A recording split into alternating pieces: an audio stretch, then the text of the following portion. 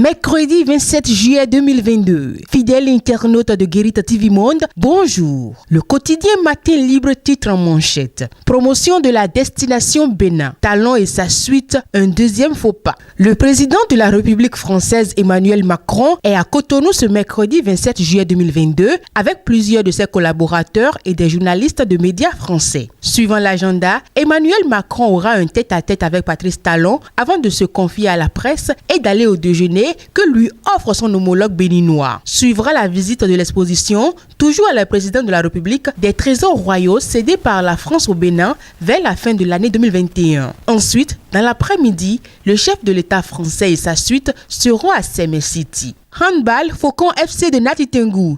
Younous Diallo élu président. Le lycée des jeunes filles de Nati Tengu a servi de cadre samedi 7 juillet 2022 à l'Assemblée générale extraordinaire de Faucon Handball Club de Nati Tengu. Au terme des assises, c'est Younous Diallo qui a été élu président. Éditorial Croisade mondiale avec Koumoui GCK, la vraie indépendance. Bien des territoires dans le monde et l'Afrique en particulier ont expérimenté l'affranchissement de joug colonial. En 1960 par exemple, 14 territoires de l'Afrique française subsaharienne, le Congo belge, la Somalie italienne et le Nigeria britannique cèdent à l'indépendance. Auparavant, seuls l'Éthiopie, le Libéria, le Ghana 1957 et la Guinée 1958 étaient déjà des États souverains. Le reste du continent s'émancipe ensuite de 1961 à 1994. Contre la corruption en Afrique, l'APNAC se repositionne. Hier, mardi 26 juillet 2022, à l'hôtel Azalaï de Cotonou, le président de l'Assemblée nationale du Bénin, Louis Gbéounou Vlavonou, a ouvert les travaux de la 8e Assemblée générale biennale du réseau des parlementaires africains de lutte contre la corruption APNAC.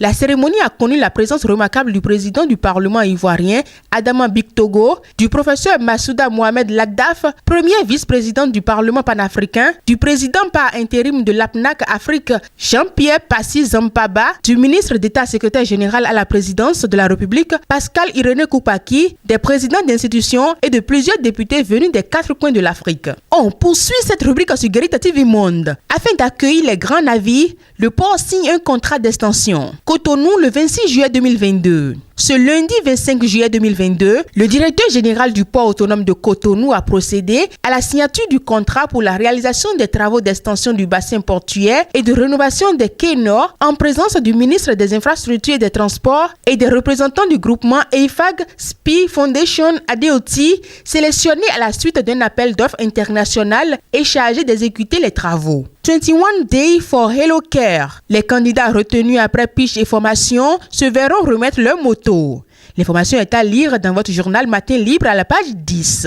FSS, célébration de leur 20e anniversaire. La formation médicale préoccupe les médecins de la 24e promotion. Applicable à partir du 2 août, les conditions de banque UBA. Fidèle internaute de Guérita TV Monde, retrouvez ces conditions de la page 6 à la page 7 dans votre journal Matin Libre. Mesdames et messieurs, merci de nous avoir suivis et à demain.